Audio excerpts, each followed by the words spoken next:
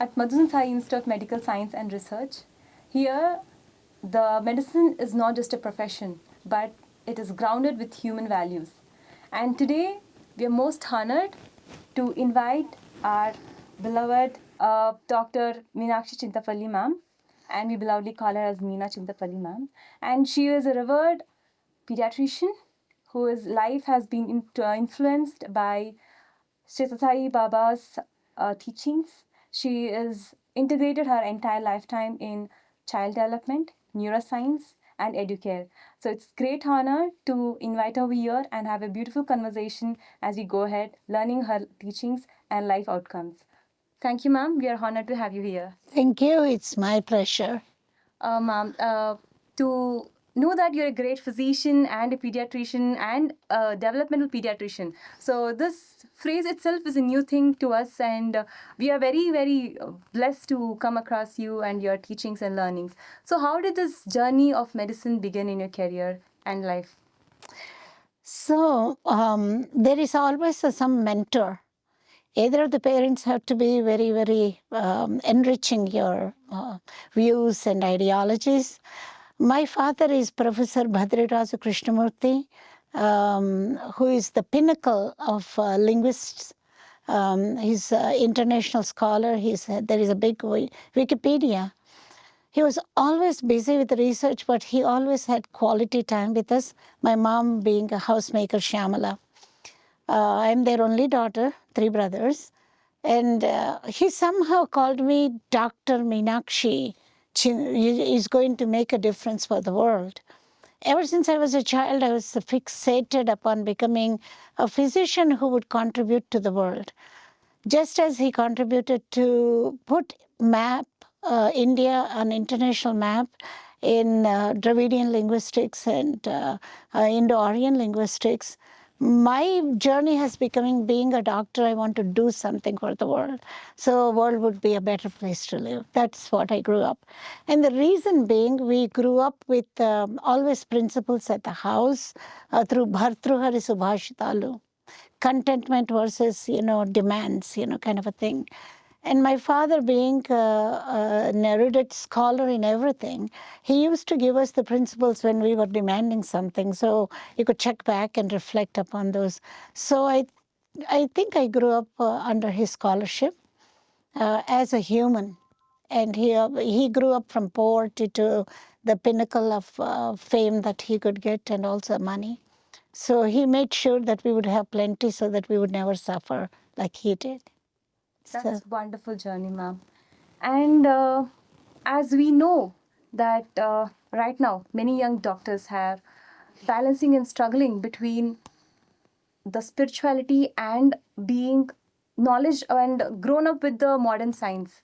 So how did you integrate this balance and integrate it into your education and life and practice, and especially the pediatric child? It's very sensitive and very nurtured with love and care and compassion, and we have seen that in your practice. So how did you integrate that, and what would you suggest to the young doctors right now? So I've been blessed. I've been blessed being spiritual ever since I was a teenager, because I had very, very many experiences with Venkateswara Swami, Srinivasa. And I started believing there is God because, an example, I procrastinate and never used to study very well, So everybody said anatomy would be your, stepping stone if you can make it in one attempt. So I said, Venkateswara, I never studied. I'm studying 2 months before. And so if I make it, I will walk to your Foothills. You will climb to temple, the foothills. to the foothills. So when I went there, the way he took care of me, I wrote it in my memoirs in Telugu. I also wrote it in English. I gave it to Sadhguru to see if they want to have under their name the publication, but I haven't heard yet. But that needs to be published. So like that, I had many, not one, not two. So I started believing there is God. And then when I went to do the ECFMG examination, I didn't book a hotel or anything. That's when Lord Srinivas also took care of me. So I was accommodated by Tharmalingam in his house. So we could stay there, eat there, be able to get a royal treatment. And I didn't know who he was. He met me on the flight and said, Meenakshi, you're coming to my house. Then when I went to the house, I found out that he is a philanthropist who received a Nobel Prize from the King of Malaysia. And so those were unexplained, intangible. You have to experience God. When you experience God, you don't exist. If you exist that I am the doer, there is no spirituality. Spirituality is being in proximity to the highest energy, because where religion and spirituality starts. So you can practice both. I practice rituals, Vishnu Sahasranama, Lakshmi Ashtotara. Now I do 2 hours of puja because I retired. And that gives me peace. So spirituality should be an integral part so that you're not distressed with your hyperpituitary, adrenal, hypothalamic HPA axis system with stress overdrive. And then there is this Sakatobo syndrome, which is affecting and causing a burnout among doctors also. I think everybody should get Ashtanga Yoga Sadhana. Fortunately, I didn't get it. I really got into that, and then I did the Sudarshana Kriya. Spirituality is the one that will give you health and protect your immune system and will make you think differently. When you are spiritual, I always quote this one. Um, Baba always said that duty without love is undesirable, not required. Duty with love is a responsibility. Love without duty is divine. So what keeps you close to divinity is, love and respect for everybody, and being respectful, not being judgmental when a case comes to you, being sensitive to the inner picture and the climate that the child or the parent is coming from. And when in pediatrics, it's not that I'm dealing with, just the child alone. It's the whole child, the whole family, and I have to be a wholesome person to really reach out and touch someone with love. So we lost that. We are counting how many pennies we are getting for each case I see, and herd them in, herd them out. I was much against it. And fortunately, I had a very good experience during ambulatory fellowship I was doing at the University of Michigan.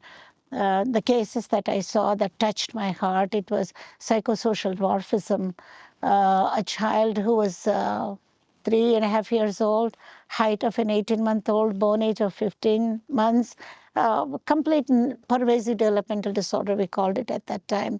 Then we found out he was being screamed at, not abused, but, mother was punishing him by putting in the punitive measures that caused self-rejection. So when that child was placed in a very good Christian home, where there was a nurture, when I was still there, within 6 months, he grew 2 inches. He started saying, "Hello, doctor." I said, what made a wonderful difference for this child? He grew 2 inches. So everything was suppressed from the emotional deprivation. And so Dr. Moni, a professor in psychiatry, wrote his first article in 1978, and there were many other articles before. And then I developed a protocol to do the research, but my husband moved, so I moved. And I asked for countering the alpha adrenergic system internally also through various our practices, Sanatana Dharma practices of, mother taking breathings and, some Ashtanga Yoga sadhana, that could be scientific. I didn't know about the cognitive development at that time. But I thought to myself, once I become a pediatrician, I always have to know how the home was. And I need to be respectful in the way I would ask, so I won't offend anybody. Whether there was a divorce, where there was stress on part of the mother. Yes, ma'am, that's wonderful.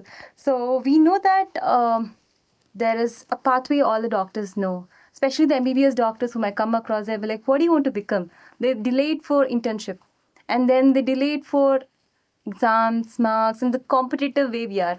So you said you want to be internal physician, and then you jump to the pediatrician. How did this developmental pediatrics come across you, and you develop this intense passion towards it? So as I said, that it was that case, and then there was a family dysfunction and severe depression of the parents when I had somebody who came for during my fellowship with an abdominal pain. I'm an Indian, they're Indian, so they sought me. And then that child had, we thought it was appendicitis. It was a uterus diadelphus, and there was a big ovarian cyst that is wound on itself, and they had to cut it out. And she could, it's a Kushner-Rokitansky syndrome, where she would never have babies at all. That distressed the family, only one child. And then when I saw a 13-year-old who was molested by the stepbrother, and she was afraid that she did not want to break the mother's relationship with her new father because she saw her mother being abused physically, verbally, and emotionally because of her biological father, who was an alcoholic. And so she carried the fetus, and she covered it very well in Michigan. She came with the swollen fingers and toes. When I was doing an examination, I found linear and fetal movements, and mother was very angry. And when she told us why it happened, on what date happened, everybody was torn into apart. And I was 26-year-old or 27-year-old. I was torn apart too. Then I said, this should not happen to any child. She should not lose her childhood. The grandparents adopted him as the son after the delivery. She did breastfeed, and I gave her back her childhood through talking to her how she should be independent. So that was a journey that made me think families are important, not the child. Where the child is growing, how the child is growing up. In the days when I did ambulatory pediatric fellowship, there was no separate developmental and behavioral pediatrics fellowship until mid-90s. So with this trauma background, I used to think, what happened? I should always know what happened in pregnancy, what happens right now, what happens in your attitudes about raising the child. And so that's how the spiritual part of it came. But I used to see, if you are compassionate, if I am compassionate, I can give my shoulder to the mother who doesn't want to speak. There is a way I would ask the questions that would make them open up. So I said, this is what is going to cause a damage, because the child will go through self-rejection. And so parents who really bought into that, they stayed with me. Parents who did not, they had a choice, and I would give the records and go. The love is the only way, I used to say, even before I got into Swami's fold. So those three cases really, when I was very young, got me into that. And then I took my boards and I passed, and then my husband moved to Milwaukee, and then I was a clinical instructor there. And so I started my own practice, knowing that I would just, because of the bias, the system's bias, I would really retire as a clinical instructor. So I went into private practice, being there 3 days full time and 2 half days for my child, so that she won't miss me. And so during that time, in mid-80s, you started seeing this term nomenclature, autism spectrum disorder, and ADHD. Because of my fellowship background and because of my own protocols, I decided to ask what happened, what was your family life like, what did you hate as a childhood, even with the mothers who come with the various drugs and other problems. There was always a divorce. There was always a lack of relationship. There was always a feeling of self-rejection. These are the people who would come for ADHD, majority of the times. And, father was like that, the son is like that, and they called it as genes, and I wondered if it was genetic. And I always questioned it at that point of time. And then the autism spectrum was not that much diagnosed at that time. It was like 1 in 10,000, then it became 1 in 2,500. And now in late 2000s, it was like like later part of the decade of 2000. It became 1 in 51, and now 1 in 54 before COVID to 1 in 31. So all these were evolving. While these were evolving, there were beautiful clinical studies that was done by Abecedarian Project that started, doing a clinical follow-up of impoverished families versus rich families. And they found out when they really gave an education about the importance of nutrition, touch therapy and everything, these kids did very well and went to college. And then there was Harvard Graduate School of Education, Dr. Fisher, and then other researchers were coming from Diamond, Jimenez, and Hutton, Locker, and Cobb about the nerve cells. I said, it makes sense, because the brain is so small and it is growing, so these cells need to connect. Then there was still no neuroplasticity that was available to me. I said, that's the reason what my premature babies are getting better. So in 1997, there was a roundtable synopsis of Johnson & Johnson where they talked about neuroplasticity, and everything fell into place for me. And by that time, I already documented there were extremely premature babies through touch therapy, through music, through eye, as I love giving a meta-energy. You see the soul of a person through the eyes. And so they had no morbidity. And they were able to talk like any others by 18 months or so. And I said, these are connected. And so I developed my own protocol connecting the right and the left brains, connecting within the brains, and teaching the parents that brain knows how to go around the 6 centers. So nobody was talking about neurocognitive development, neuroplasticity. I was implementing it unknowingly, because I developed some skills from Touch Therapy Institute, some skills from the eye movement studies, some skills from the volar mice studies on, oxytocin surges with the touch therapy. And I combined it all, and so that was almost stolen from me. So I had to go patent it through a lawyer, so it's there in the Library of Congress as a multisensory integration, which now is being called as experience development of a structure and function of the brain matter, because there was no brain matter. It's just cells floating in the brain. And so yes, ma'am. So that was a very interesting story pathway you showed us, like how it just transitions. You are treating the illness of a child to taking a child as a whole developmental, right? So I would also want to know, in a parent's perspective, that we know that as you say, that emotional states become a lifelong traits. Right, right. So what would you suggest to the parents for the development of the child during the first 5 years of age? Let's take first 6 months first, and also pregnancy.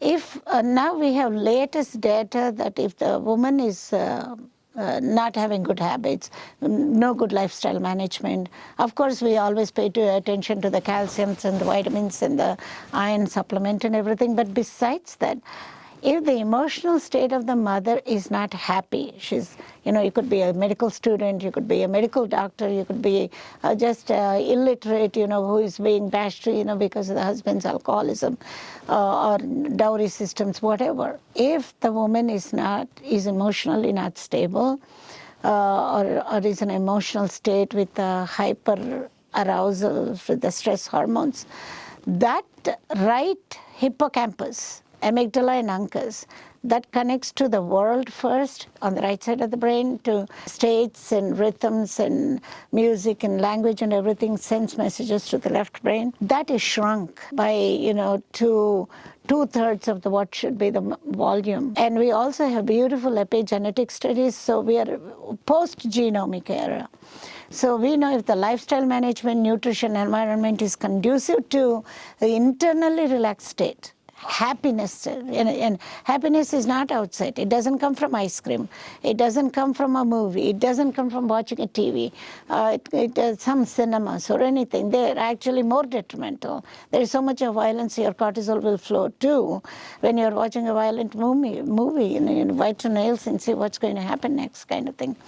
So instead, we want spiritual, calming down music, bhajans, veena, flute, or something that will calm the internal fetus, not from the embryo stage. Then after being born, Infants, the only buffer until they can understand is that I'm okay, I'm being cared for. It is the parent. So if that parent is always stressed out and cannot control their emotions, they will create an emotionally volatile infant. So the dyadic approach is, self-care of the parent first, some pranayama practices, some jyoti meditation. We call it a guided imagery, positive thinking rather than, there is two ways of looking at everything. Okay? When you are serving yourself, and actually, I bring the concept, adjust to your newborn, because there is so many habits of the newborn that are so natural, adapting. Don't get stressed out by that. So the infant knows how to get used to living outside of you. So I want you to take a few deep breaths and follow these practices. I give some of the Ashtanga Yoga Sadhana. So, you don't want to be ritualistic Vedic, you just say, you got to be spiritual, you got to think about contentment, you got to think about the happiness comes within you. And if you're not happy, talk to somebody about getting some help. So that's how my approach was. And so when I used to tell all the medical students who came to me, they used to rotate through my clinics and some residents, said, when you think you're fixing the problem, your ego is high up. If you're the healer, your ego is supreme. But when you think I'm serving, and serving is always affiliated with the love, compassion, respect, and sensitivity of others' needs. And so once we get these things imbibed, so I would advise every infant that is growing now to be exposed to Ashtanga Yoga Sadhana from the time they're toddler life. But every parent should also take it now that they've missed the boat, so that they know how to have self-control and pause button and reflect on themselves, how they're approaching a problem. So there's one daily practice which parents might underestimate in their day-to-day journey in the child's nurturing. Is there something like that? Of course, no parent is taking responsibility or accountability that they're responsible for the care of the child. So I saw that all the time in my practice. IT people will be there. They come from India. Mother comes sometime. Mother-in-law comes sometime. Some families do that. It is okay. But they forget that the infant is getting attachment to all these figures. And suddenly you remove the maternal grandmother and the paternal grandmother comes. They're bonding with that paternal grandmother, and that is removed. That leads to confusion and withdrawal. So I always tell parents, you are accountable, you are responsible. Vulnerability of their infants, total dependency upon you is important. So just because the infant is crying, you got your work to do. Don't expose them to screen time. That has done a voluminous detriment because, based upon the experience, relational health, infants develop the pathways of inner calmness, pathways of trust and attachment, pathways of being belonging to somebody. And, the more we have that good early relational health, it is interpersonal, floor time, face time, looking at the infant, playing with the infant while you're giving a bath, while you're giving the routines, while you're putting the clothes on. Talk to them. Don't be on a house call. You just had a call. You had to attend to that. And you could say, can you please excuse me, answer that and put it away. Engage with the infant. Once that is done, when there is a demand by the time they are toddlers, they think faster than they can move, and they don't know how to express themselves totally unless you have trained them to express emotions from 9 months onwards. So those are the series of lectures I have done. They cry for everything. When what we do, we offer a phone. When that comes, the synapses have developed. They're floating around, but they don't. The axons don't go to the prefrontal cortex unless they've experienced it. So instead, the parents have to stop, make an eye contact, and follow all the rules that that have been enumerated in my books as well as in the echo sessions that I've done. So, is there any well intentioned habit which parents want to help in regulating the child but kind of harms the child in the long go? They think, giving everything to the child, they want ice cream, they get ice cream. They want to watch a movie, they get the movie. If it is in the middle of the night, they want to get, a milkshake from, McDonald's or KFC.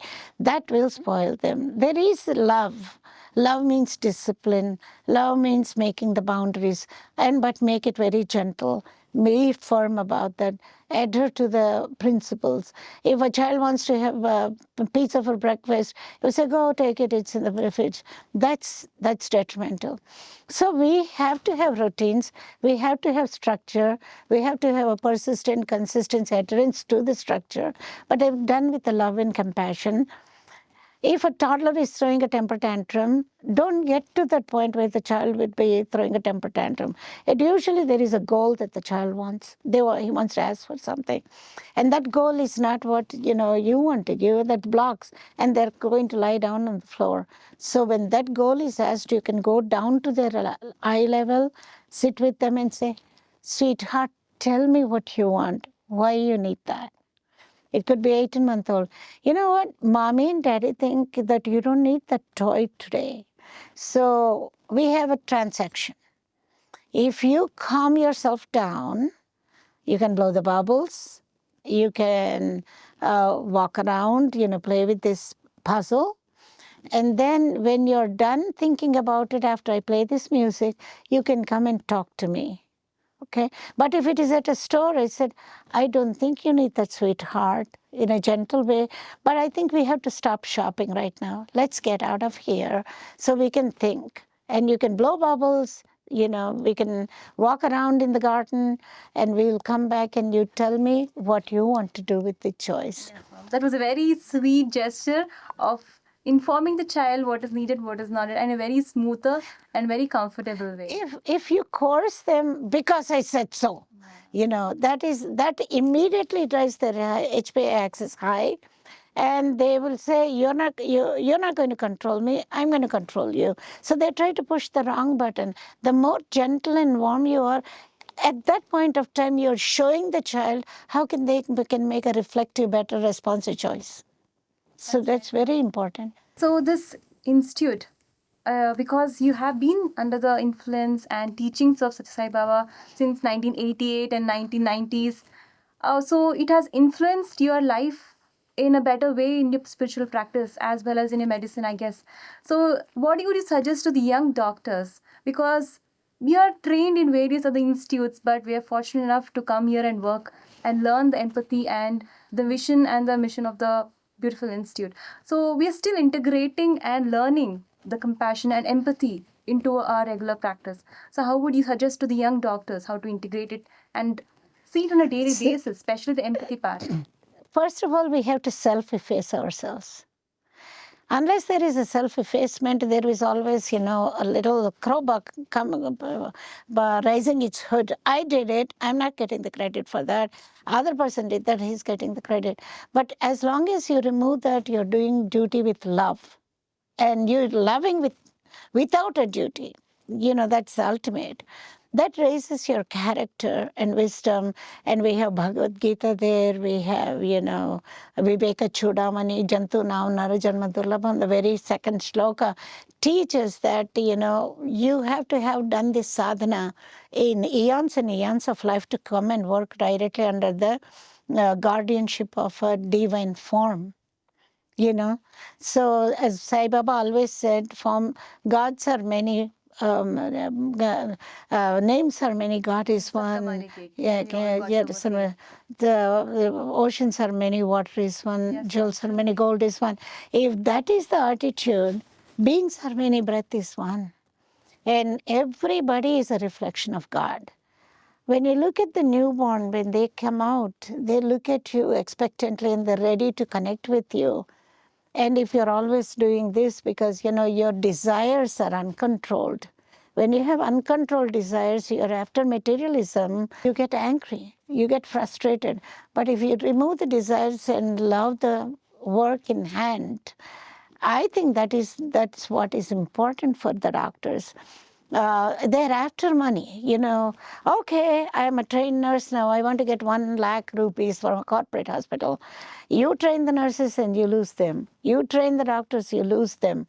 But what if that doctor says, I want to make a difference for humanity? So this is one simple principle, you know.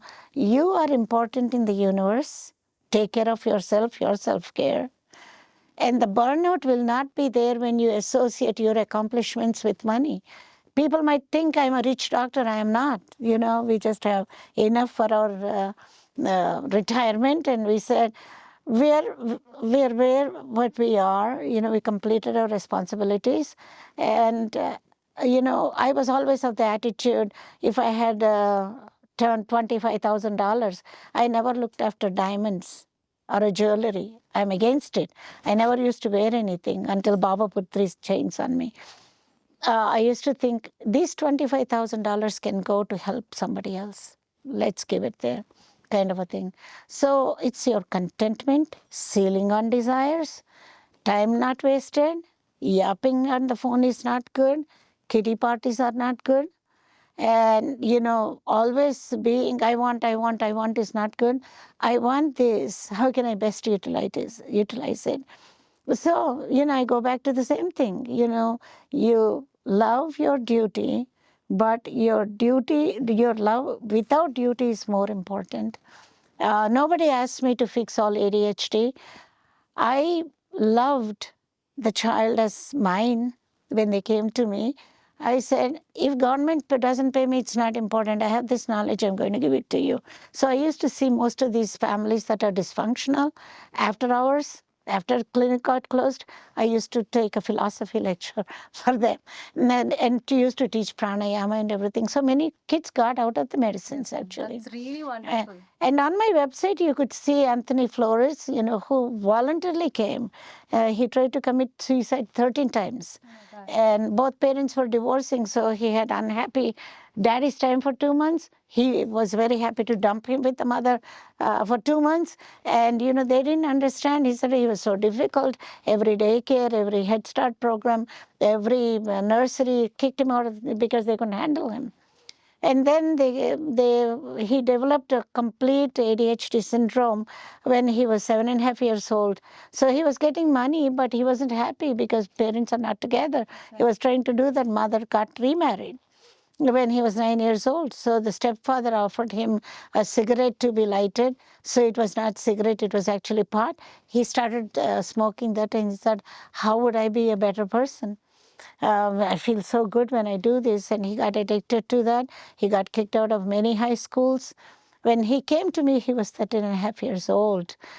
Committing suicide for the 13th time. He was already in neuropsychiatric facilities called as Laurel Ridge several times, and lithium, Tegretol, dextromethorphan at 60 milligrams. And I asked him, why, son, do you want to commit suicide?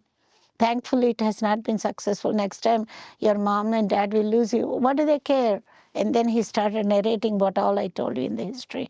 So I almost cried internally. I demanded parents come and sit with me. And after that, I was not getting paid for these sessions by the insurance because they won't pay a pediatrician, they would pay a psychiatrist. I said, they used to come every week, and I had them write a pact for me. I want both biological mom and dad get together. You could be friends for your son, and you all three go out to a lunch, to a park, you know, to movies. I don't care, but you are spending time together to relax his internal mind. He's very angry for what you did not give him. And so mom and dad did that. He comes back at 15, every weekend, you know, every week on Friday evening. He used to come at 5 o'clock, so I would sit and talk about the trees, the built-in balance in the nature.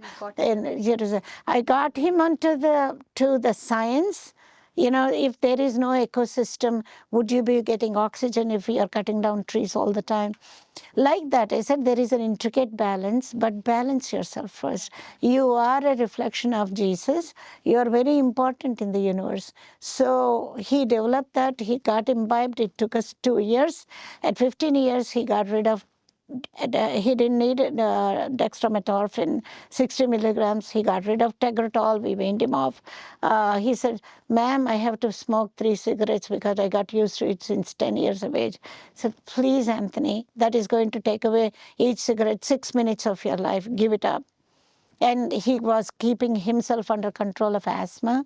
He was following, inhaled corticosteroids, as a controller, daily controller, along with LABA, long-acting beta agonists. And he lost about 90 pounds. Wow. And he came and, you can see him. I have to cover the faces because I'm putting it in public. Fine, ma'am. You're saying his story maybe is one of the very Very touching to for us me. and very emotional to even hear about it. And you have made a big impact in his life. And I had shows how we have done. 16q deletion syndrome. I had thousands of these cases, but they are the ones who came forward to give testimonials. And I didn't even publish in any journals because I was in private practice, and that was important for me. Taking care of a very sick husband who doesn't have 8 discs, out of which 1 disc was totally done by Swami without surgery, and then he was the hands, he was there in the hands of the surgeons, including the one, this was like a C, compressing the spine, and when surgeon comes out and say, it's your Sai Baba who protected him, if he is not paraplegic right now. So that is our love story with Swami. I had lupus with all these stresses, and the lupus also, Swami just looked at me. He's being God. He unwound anti-nuclear antibodies 1:1280 from my body with Sesivadana Srikara Sarva Pranaprate. God is electromagnetic, radiant, vibrant energy, which we don't realize. He's always with us. He looked at me and I could feel a whirlwind around me anti-clockwise. He did that, and after that, my fingers were coming like claw, and I was right now, ma'am. febrile. I was having minor seizures. Everything got. I'm still walking today because he took away all the pains and aches from me. He didn't walk very well the next morning. It was on March 8th, 1999. He made me come, so. And the next morning he didn't walk. He said, and then I cried, tears down. If I suffer, it's only me and my family. If you suffer, crores are suffering. Why did you take my pain on you? And then in the evening he came like swinging his arms. And so, Swami, electromagnetic field, and all the challenges you face as a doctor. I'm pretty certain no life is like a smooth sail. Troughs and crests are there, and the anchor is him. And he put me back. My ANA became negative. He extended my life. He extended my husband's life. We are walking and eating today because of Swami's grace. And so one time I was praying to him and say, Swami, my husband doesn't want to do Homa with me, and I'm doing this for the bone dry weather. For 9 days, I'm going to do that. Please forgive me. A woman should not do that when husband is sitting there. Something happened, he told me, go ahead and do that. But when my husband took a picture, you can see a shadow of the hand from the universe. And he wrote Om on me with the light, and 3 things, and put a mustache and said, you're Brahma. You do it. Some of these miracles, and even in birthday, he's appearing. He brings all the gods and goddesses. So God is real. Yeah, that's true, ma'am. He is radiant, vibrant energy, an electromagnetic field. You have to experience it. And so that is awareness, that is consciousness. And he gave it to me, within my heart since 1990. So whenever I had some things that, can you take care of that problem? Yes, God is there. So finally, to end the session, you have been the most epitome of woman empowerment, being learning so much, being go ahead in the late. I mean, you finished your MBBS in your 1975. When women you were scared to go out, step out, finish the basic graduation, and you did so much, went to US, learned so much. Again, you were rebellious. You went from internal medicine to pediatrics to again developmental, and did so many, achieved so many milestones, including gaining the milestones of many children as well. So that's one of the best thing we could come across, and we're blessed to have you there. Thank you. So which part would you tell to the women of our generation to go ahead and achieve their dreams? To end this note with. Don't fight with your spouse. Your family, your spouse is important. I asked Swami, so there is always challenges with my husband's temper, his way or highway. That's how he grew up. Whenever you reflect your views, your learned experiences come in the way. So Baba, in that way, fixed the woman's role for me, through me, if I'm an example. So I was ready to divorce my husband and be on my own when I was 37 years old in 1988. And I said, I can earn myself. It's got a bad temper. I'm going, my family, they're so much into their sons, kind of a thing. That's a normal thing that happens. But when you are so grew up being pampered and a woman empowerment was given, women should be educated. My father was very liberal. I grew up in a Western culture in India as a girl. No inhibitions. I was invited to talk, and my father even offered wine when I was 16 years, and I dumped it down because I told him I'm a Gandhian. I'm not going to. That kind of in a Western atmosphere, because he was a Fulbright scholar when he was 22 years old, a visiting professor, world scholar. And so, with that freedom, adjusting to rigid mentality, it did cause a clash. Swami knew it because he's the indweller. He was there as Venkateswara. I didn't know that was Swami. When we had our interview and I said, I want nirvana. I don't want this human life. He said, okay, what is your way? Take care of your husband and children. Then you do your job with so much of love. Do it. And last of all, your worship. Ritual doesn't matter. Work is worship, duty is God. That's what he was telling me. But also subdue. Subdue to your responsibilities, because he knew he needed me and I needed him. At a later part in our life, don't let the ego get you. So be congenial to each other. If there is a difference of opinion, don't fight with each other. You may not oblige. You can talk obligingly between your husband and yourself, your children. Same thing with the children. Respect every life that comes to you. In the future, you may have children. Respect them. And respect them as reflections of, the divine form you love. Rama, Krishna, Baba, doesn't matter. Create Christ, Allah. We are in the multicultural diaspora, and it's okay. And that is one message. Let the ego be subdued. And when feelings are hurt, sit down and reflect after 10 deep breaths. What is it that is hurting you? Take that moment and talk to your spouse, talk to the families. So when you have that attitude, when you're interviewing your family, that compassion and love automatically comes up. And so that attitude won hearts of my patients. They recommended me to be the Woman of the Year in 1995 to the mayors. So they said they got me something, called as. So I didn't know who would nominate you. So I said, wow, so love has a role.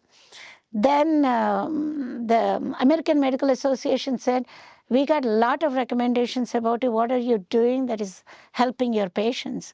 So I wrote about all the neuroplastics, how my journey started. They chose me 1 out of 15 for my neuroplasticity implicated in impacting the population that are coming to me. So 1 out of 15, I was for professional excellence and leadership in mid-career people. And then the Almo Asian Chamber of Commerce and another mayoral award. And then who's who found out about me for some reason. I don't know. Swami's will, I think. They gave me a permanent membership in Who's Who in 1997, and then 2006 Marquis and World Foundation somewhere in 2010 or something. And then Mother Karunamayi gave me award for community leadership, and then Vishwayogi for all the medical missions. But of all the things, the opportunity to serve at the divine lotus feet, to get back to Bharat and get back to our culture was given by Swami, after which a lot of things he has changed with his mother's request. 1996 to 2005, it was a learning experience. Love is the only power, he always said. And I said, how do you put it scientifically? And so I brought neuroplasticity and love as a divine energy that is always there within us. We need to tap into it. So educare means is not the textbook or the Webster's dictionary, Anderson dictionary, is extracting inherent powers. For me, it became extracting inherent divinity, because if you're a perfect doctor, you're divine. Vaidyo Narayana Hari. And so I based all my things, the things that I invented, under the Sai Institute of Educare, which Swami ordained that you do that because you can make a difference for in USA. So Sati Sai Institute of Educare USA existed, registered, duly registered in the state of Texas, and also patented through my patent lawyers. The educare means in bring out the inherent divinity. And when you do the neuroplasticity, and if you work with the adult lifestyle management, you're bringing spirituality automatically, because it is early relational health, early love and compassion, looking at child with the love, giving that comfort and attachment, giving the self-confidence, which is the foundation of your life. And working with the family unit as a selflessness is the wall that Swami always said. And the roof is self-sacrifice. Sometimes you have to sacrifice your ego. So other spouse has to sacrifice their ego. Then the self-realization is the inherent divinity that you are giving. So they're raised with human values automatically. Wow. That's So, which are the few books you would recommend to each parent, including you have been a big author of our two important books. So, you also want to know which are the books, including yours, so each parent can read through in the journey of parenthood to know which are the cues and signs to look after the child. Touch Points by Dr. Barry Brazelton, Love with the Discipline of a Strong-Willed Child by Dr. Dobson. And you could read volumes and volumes, 9,000 are there. I would just still recommend just read, the Raising a Healthy Child. And Brain Mind Educare is a psychology book that Swami himself blessed. Early Brain Sprouts from States to Trades. It's very expensive. So, but first of all, know your culture, practice your faith system so that you become spiritual, not stuck with the religious and rituals. Bhagavad Gita is there, Viveka Chudamani is there. Understand what is Vishnu Sahasranama, understand what is Lalita Sahasranama. When you understand the hymns, just doing Gayatri is enough. That will control your mind. Just doing Omkaram will control your mind every day.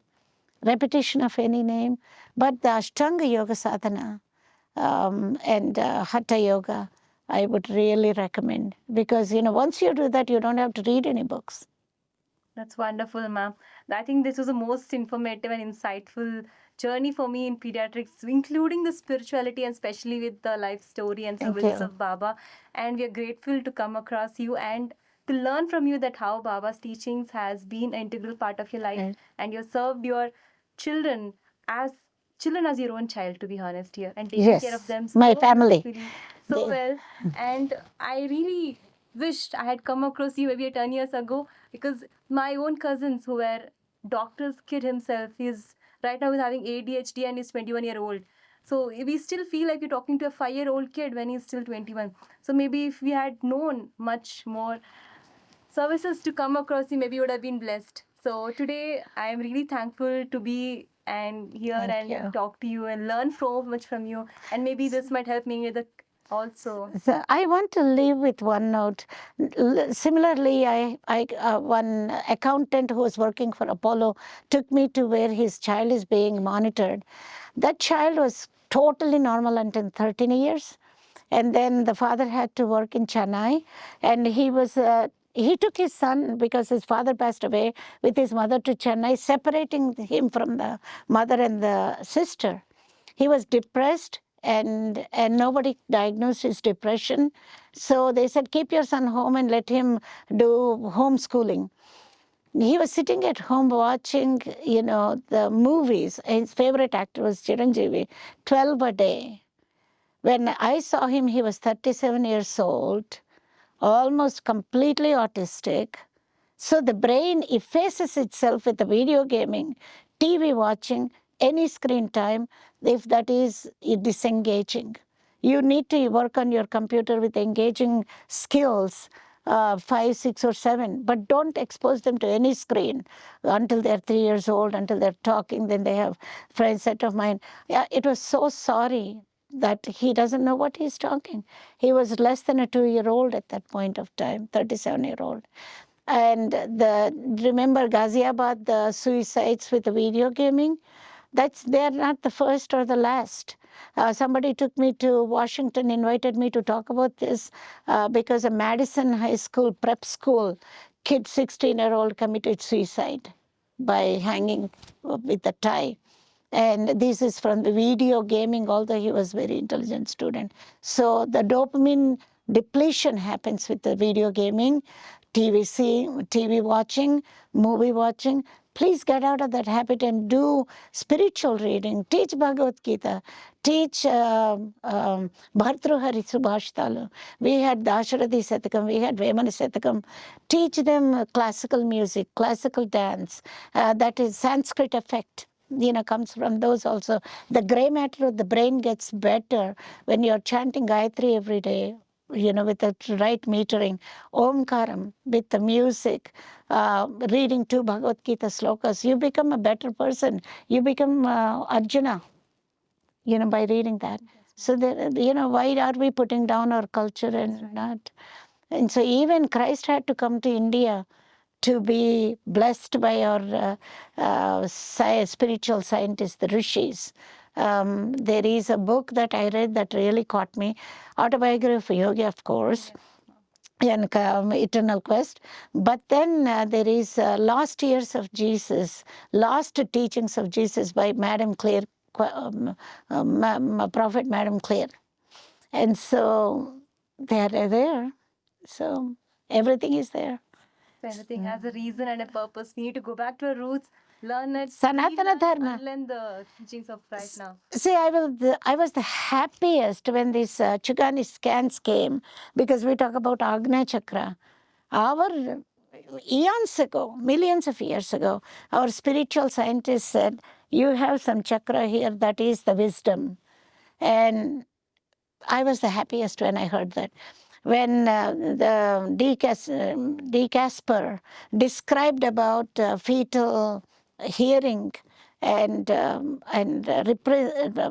being familiar with the stories that were read to, then I was the happiest, because I'm very proud to be a Sanatana Dharmic person, because we knew about Prahlada hearing and becoming what he was, and we knew about Abhimanyu hearing what he was. That is still true. That's why Garbha Sanskar from Chandogya Upanishad should be brought out. Thank you so much, ma'am. It was the most insightful journey, and we thank her, ma'am, for coming over here. And this was the best journey. And this is series 1 of talking to our exemplary doctors in our life. Thank you so much, ma'am. Thank you for this opportunity. Thank you for the institution.